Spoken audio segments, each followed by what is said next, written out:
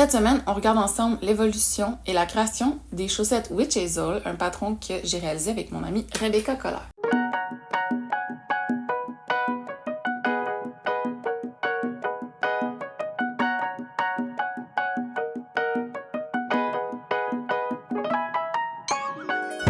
Allô, bienvenue à cette vidéo. Si c'est votre première fois sur ma chaîne, je m'appelle Pix, je suis artiste, j'habite en Estrie et je fais des vidéos où je documente ma pratique artistique ou l'évolution d'un certain projet en tricot, en dessin, en peinture, tout ça. Cette semaine, je voulais qu'on regarde ensemble toute la documentation que j'ai sur mes chaussettes Witch Hazel. C'est un patron sur lequel je travaille avec mon amie Rebecca qui est maintenant disponible, enfin publié depuis hier, vendredi.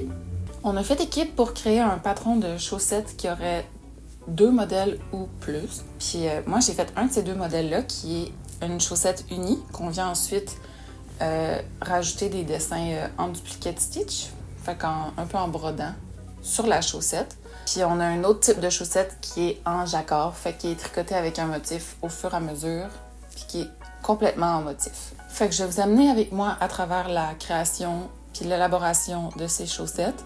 C'est Rebecca qui m'avait écrit pour qu'on travaille ensemble sur un chandail qui est le châtaignier, qui est encore en ce moment en test. On avait full le plaisir à travailler ensemble. Je pense qu'on fait une bonne équipe. Fait que maintenant, elle m'a écrit pour qu'on travaille sur des chaussettes puis qui serait un patron plus simple puis plus une bonne introduction à travailler ensemble. Fait que là, on a mis en pause un petit peu le châtaignier pour faire ces chaussettes ensemble. Et le projet est enfin publié. Je suis tellement contente. J'ai tellement hâte de voir les versions des gens puis de voir que vous voyez aussi toutes les chaussettes que les testeurs et testeuses ont faites qui sont toutes tellement belles. Vous pouvez aller le voir sur nos Instagram, sur Ravelry, puis sinon il est disponible pour être acheté sur Ravelry et sur Ko-fi. Voilà. Fait que sans plus tarder, allons-y avec le processus.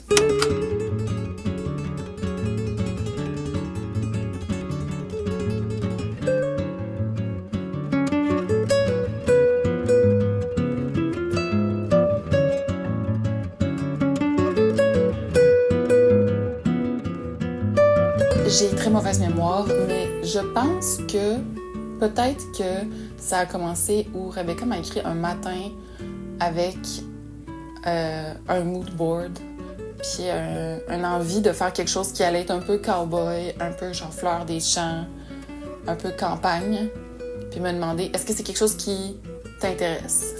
Puis là, j'ai dit oui, puis là, je me suis assise, puis j'ai commencé à dessiner 15 minutes après ça dans mon sketchbook. Habituellement, quand je commence un projet nouveau, je vais essayer de commencer avec des sketchs puis des croquis dans mon cahier de croquis à la main, puis sans trop checker de références. Comme ça, je peux vraiment aller savoir aller chercher ce que moi je pense que ces formes-là ont de l'air.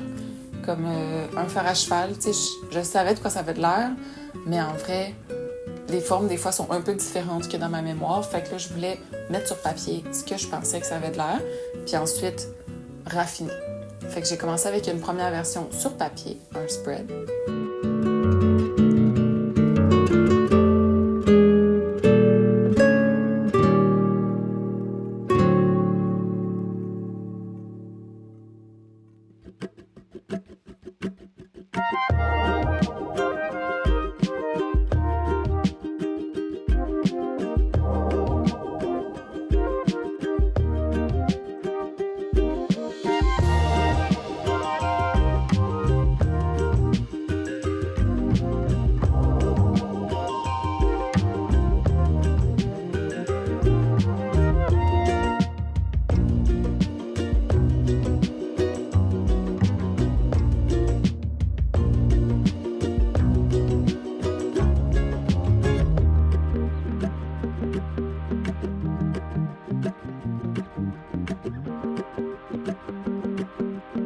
Une fois les premiers croquis terminés, je les ai envoyés à Rebecca qui a dit exactement, c'est ça que je veux, c'est ça que je pensais, on fait ça.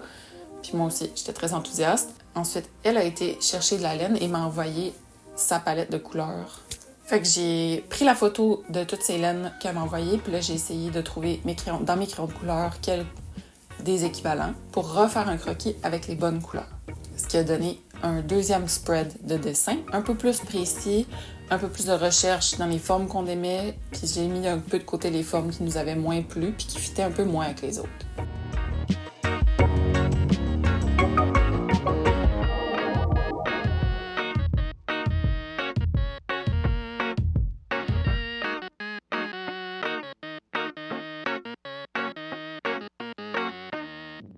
Après le deuxième croquis, c'était le temps de les faire au propre. Fait que j'ai été les faire sur Stitch Fiddle, qui est un site pour faire des chartes de tricot.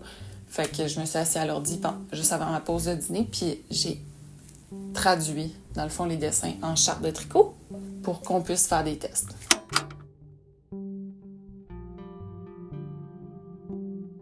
Les dessins ont été modifiés.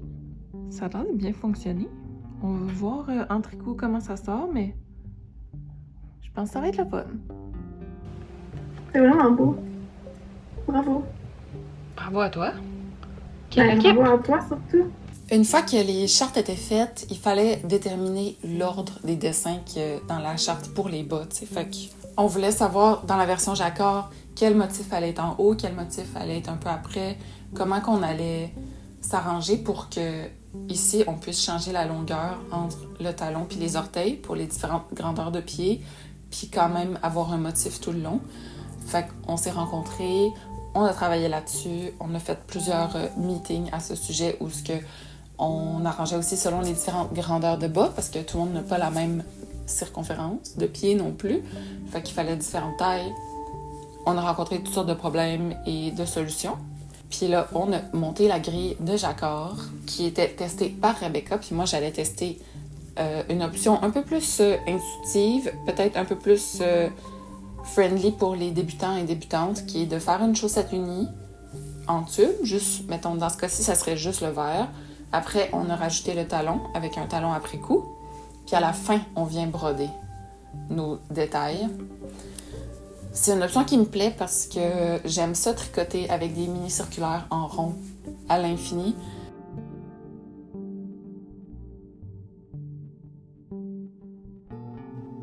Une fois que la charte de Jacquard était terminée, puis que Rebecca travaillait là-dessus, moi, j'ai travaillé sur mes bas, puis là, j'ai fini un bas au complet. Il était le temps de commencer à broder. J'ai commencé... au début, je voulais faire un look comme monochrome, juste ce vert pâle-là, qui est dans la collection, la plus récente collection du Pastel Club.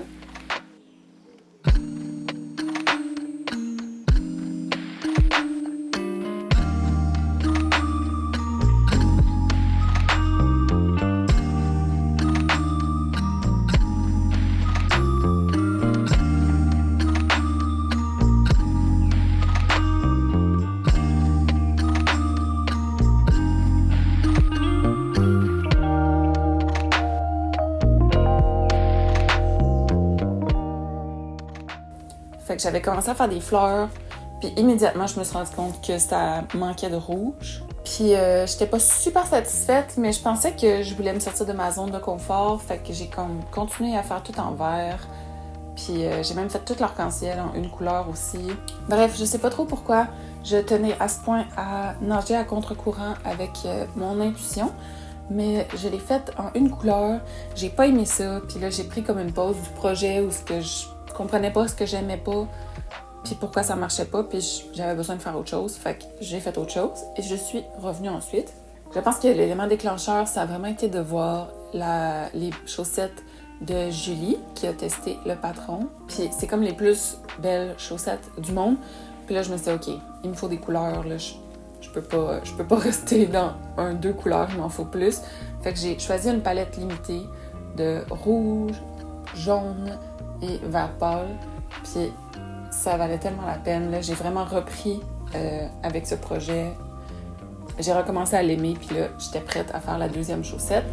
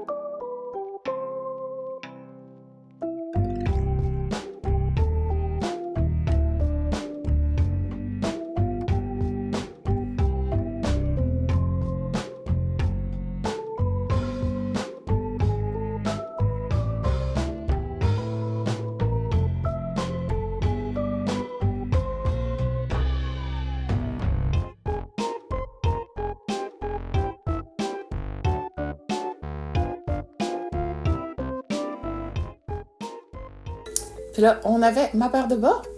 J'ai été les prendre en photo à l'entrée de la forêt pour essayer de capturer l'essence du projet.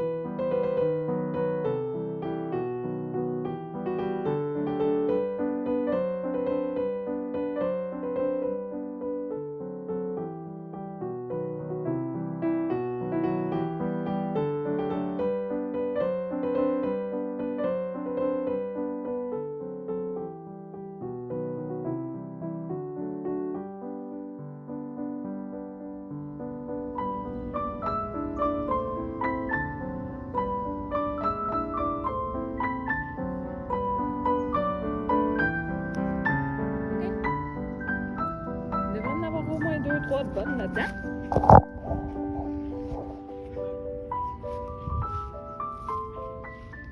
Je pense que faire des chaussettes comme premier patron, ça a été une vraiment bonne expérience. Puis je suis contente qu'on a commencé par ça avant de faire le chandail parce que les sizings de chandail, c'est un peu plus compliqué, surtout si on vient placer des dessins dedans.